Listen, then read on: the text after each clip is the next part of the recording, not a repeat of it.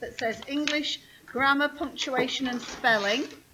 And just as before, I want you to fill in your first name, your middle name, your last name, your date of birth, the day, the month, the year, and then Manor High School, and that number 8554043. So can you fill that in on the front of the Grammar, Punctuation and Spelling paper?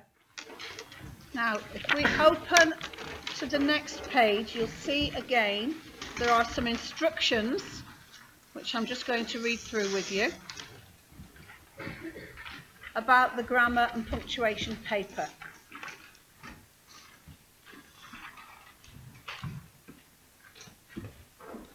Questions and answers. There are different types of questions for you to answer in different ways. The space for your answer shows you what type of answer is needed. Write your answer in the space provided. Do not write over any of the barcodes. There will be some multiple choice answers. For some questions you don't need to do any writing. Read the instructions carefully so that you know how to answer each question. Short answers.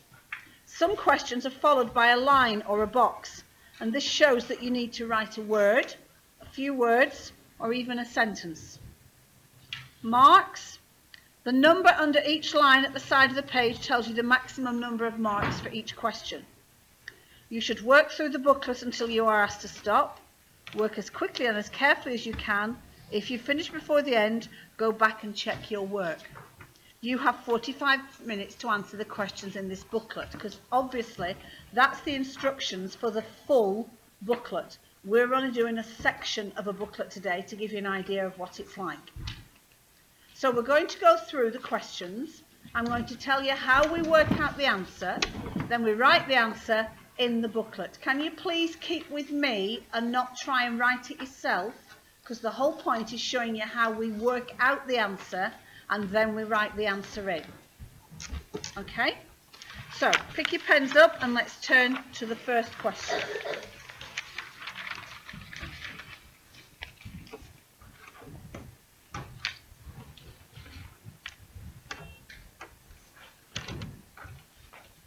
So our first question says, tick one box to complete the sentence below. I haven't seen my friend, and then we have a gap. He came back from his holiday. So we have to choose which of these words is going to go into this box. Okay? And we've got before, while, since, and during. So the best way to do this is to think about which word would best complete that sentence. And it's that business where you have to sort of almost say it aloud in your head so that you can work out which word would fit it best. You can't speak out loud in the exam, but you need to think it through in your head. I haven't seen my friend before he came back from his holiday. I haven't seen my friend while he came back from his holiday. I haven't seen my friend since he came back from his holiday. I haven't seen my friend during he came back from his holiday. So you have to say each sentence in your head and work out what you think will be the correct answer. And the correct answer for that one, I think, would be since. I haven't seen my friend since he came back from his holiday. So I'm going to tick since.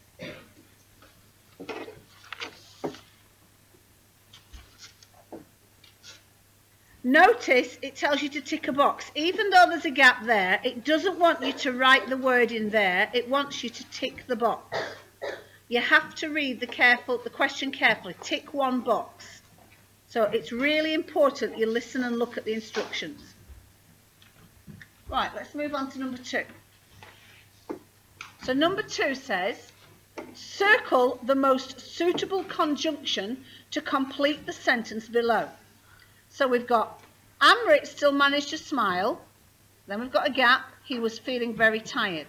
And our alternatives are although, because, before, and therefore. So again, we need to sort of say each sentence in our heads to work out which would be the best answer here. Okay? And I think the best answer would be although. Amrit still managed to smile, although he was feeling very tired. So I'm going to circle although. And that's what I want you to do now, please.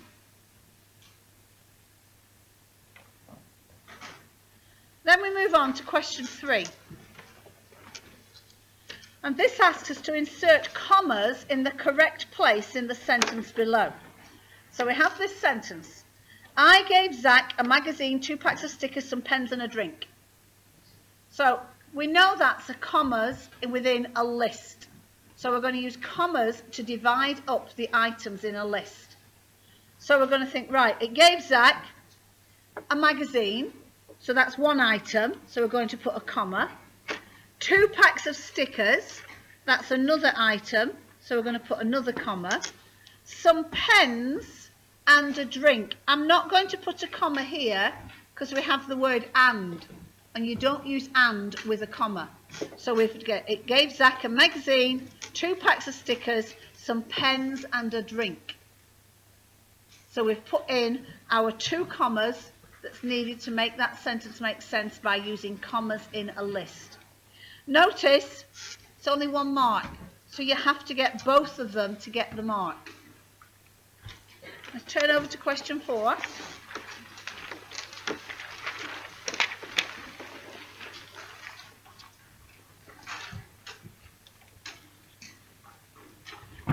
Now here, we know we're going to have to write something because they've given us a couple of lines. And it's really important we read the question here because it says, write a suitable question to fit the answer below. Remember to use correct punctuation. And the point is, because it's a question, we must remember to put a question mark at the end. And if you didn't put a question mark, you wouldn't get the mark. So the answer is, he is 10 years old. And my advice is to keep it simple. I know it's very lovely when we suddenly start thinking about how I can make a really original question, but keep it simple. So we know it's he, we know it's about a boy, so I'm going to go with, how old is your brother? He is 10 years old. So in here, I'm going to write, how old is your brother? And the crucial thing is, I'm putting the question mark at the end because it's a question and it told me to use correct punctuation. And if I don't put that question mark, I won't get that 1 mark. When you have a question like that, where you've got to come up with a question to fit the answer, keep it relatively simple. They're looking for you knowing how to write a question, not for you to be amazingly original. Keep it simple. Right, let's move on to question 5. Now here it says, write the contraction for each of the words below. Now contraction is when you take 2 words and you shorten them to make another word and you use an apostrophe to show where the missing letters are. So we've got an example. Do not becomes don't. And you put the apostrophe where the missing O would have been. So we've just contract I am. So I'm going to shorten I am to I'm. And I'm going to put the apostrophe where the missing letter A would be. So I'm going to write I'm.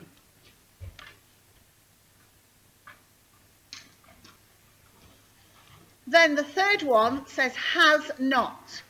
So if we're going to use contraction, we're going to shorten that to hasn't. So we're going to put the apostrophe where the missing O would be. So now I want to copy me, please, and write in hasn't. So we've used an apostrophe where the missing letter would have been.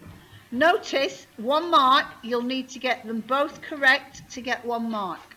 If you only get 1 correct, you won't get the mark. The SATs don't deal in half marks. You have to get the whole question correct to get the mark. Right, let's move on to question 6. Now, here we've got some sentences and we've got to tick the boxes depending on which category we think the sentence fits.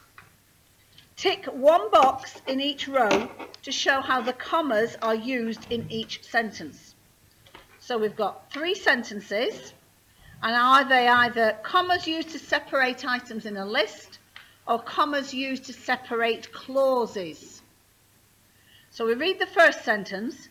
Butterflies, moths and bees are all winged insects. So that's a list. Butterflies, moths and bees. So I'm going to tick this column where the commas are used to separate items in a list. So I'm going to tick there. Second sentence. Anna's class, which is the largest, is usually the quietest. Now what we've got there, it's not a list, we've got a clause, a subordinate clause embedded in the sentence giving us more information. So that's going to fit in this column, commas used to separate clauses. So I'm going to tick this column. And then when we look at the third sentence, when Dad bakes biscuits, Jackie always helps. So again, we've got two clauses separated by a comma, so I'm going to tick that column. So the first one is list, commas in a list. The second and third one are separating clauses in a sentence. Turn over to question 7.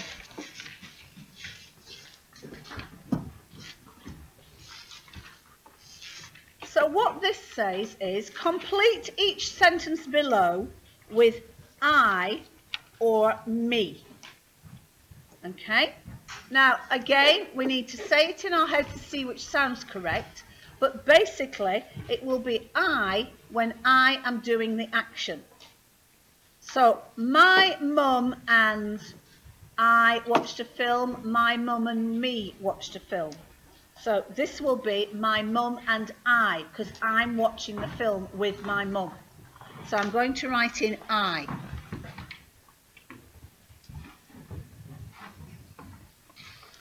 The second one, my aunt sent some presents for my sister and I, my sister and me.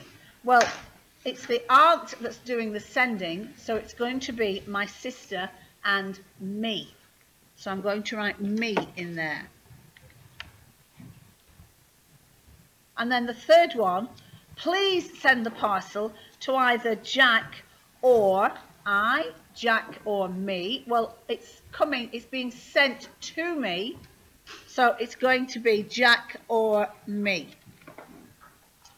because you're working out which pronoun to use. And it's like I say to people in my class, you have to say it aloud in your head, because you're not allowed to speak out loud in the exam.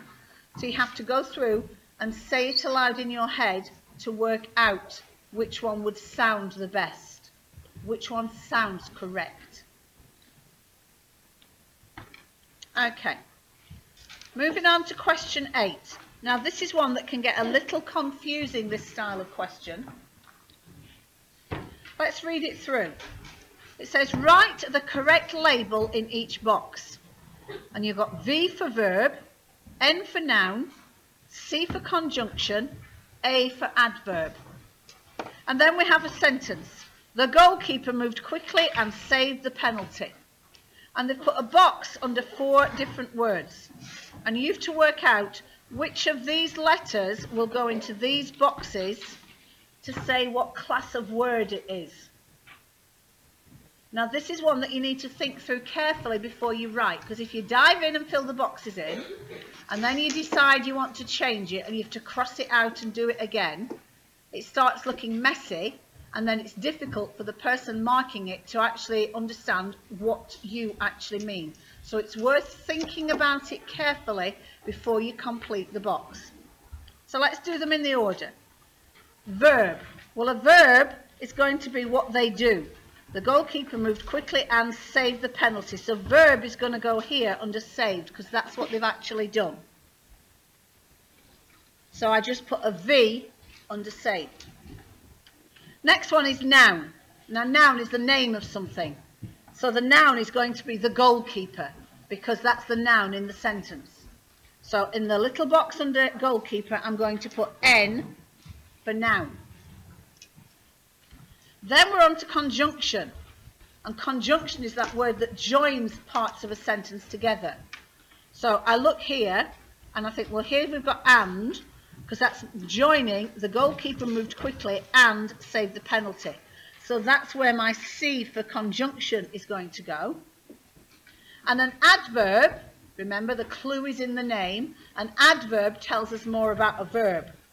So how did he move? He moved quickly. That's going to be my adverb. So I fill in A for adverb. Now it's really worth, when you get a question like that, really thinking through what letter is going to go in each box.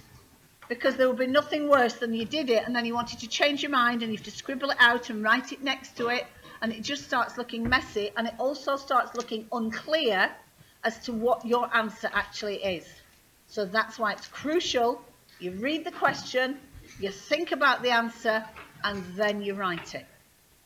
Notice 4 things but only 1 mark. You have to get them all right to get the mark. And then another question, but done in a different way. So here you've got, write the contraction of the underlined words in each box.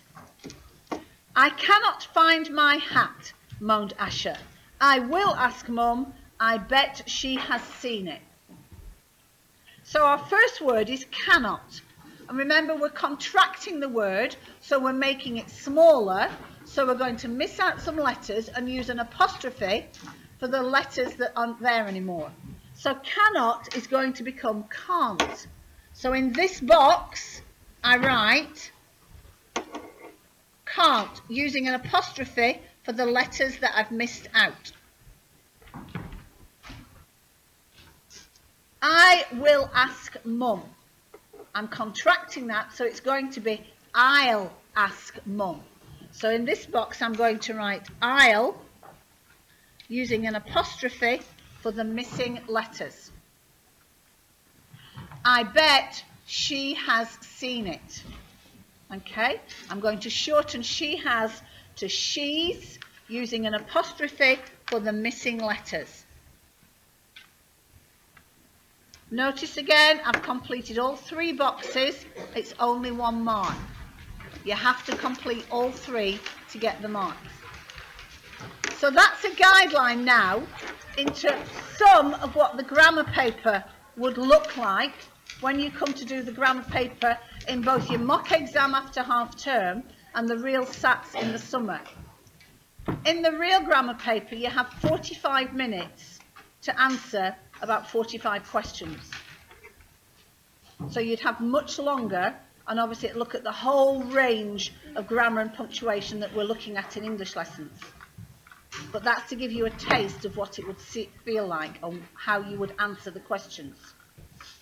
So now if you turn over onto the back, Miss Barakta is just going to go through with you how the spellings are set out in the spelling paper. So if you turn to the back, you'll have that page at the back, and Miss Barakta is going to talk you through that one.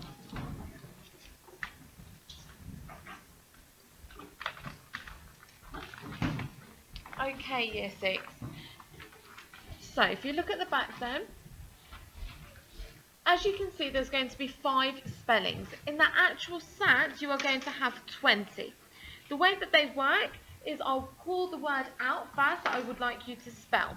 Then I'll put that word in a sentence and repeat the word. As you've done with all the other things, I'm going to write it on this sheet, and I'd like you to write it just as I'm doing so. Please don't speed ahead. Okay. So, number 1, the word is lorries. Wait, don't write anything.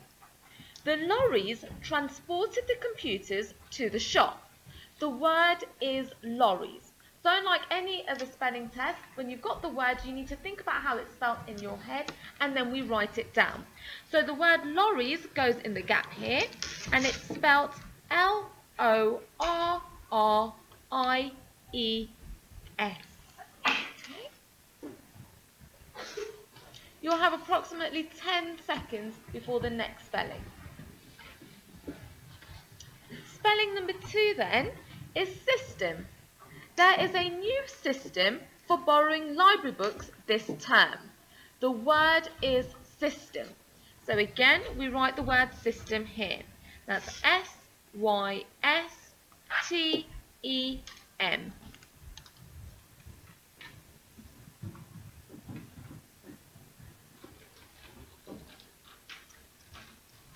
number 3 is international. The players were looking forward to their first international match. The word is international. Again, we need to write international there. So that's INTERNATIONAL.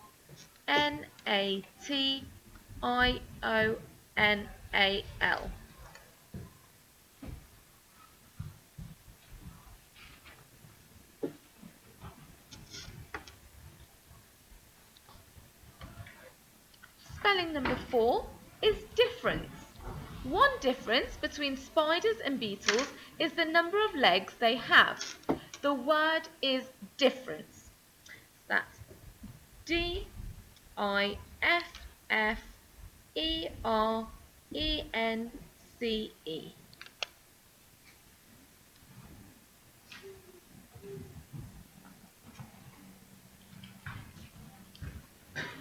And spelling number 5, the word is fracture. A bone fracture can be diagnosed by having an x-ray taken. The word is fracture. That's FRACTURE.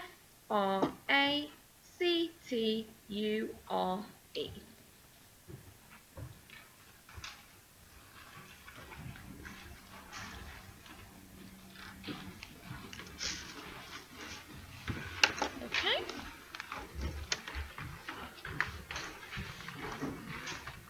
Okay, Year 6. Now, I'll just leave that where it is for now, please. So, as Miss Fracture said, in the real exam, so in your mock exam after half term, and in your real SATs, you would have 20 spellings. So the real grammar, punctuation, spelling paper takes about an hour and 10 minutes because you have 45 minutes on the grammar and punctuation, and then you have, it takes about 20 minutes to do the spelling test. Okay? So that finishes our little walking, talking mock to take you through what will happen in the paper and give you a flavour of what will happen in each paper. The reading paper, which you will have to read the 3 texts and answer the questions. The grammar and punctuation, where you'll have about 45 questions to answer in 45 minutes. And the spelling, where you'll have 20 questions, 20 spellings, and it takes about 20 minutes. Now, you can take away, these are not going to be marked, these are for you. So you can take away, you can take home tonight your reading paper, your reading booklet, and the spelling and grammar paper, because you can use those, as I've said to people behind me, have a bit of a revision folder, because you can come back and look at these. It will remind you. You could go through again and answer the questions on your own. So along with all the homework that you're getting, the packs that you get at Christmas, and you'll get more packs at the other holidays, the tutor time sheets that we put into tutor time for literacy, along with all those, keep them all together because they're useful revision aids for what you need to do for the SATs in the summer. So that's the end of our walking.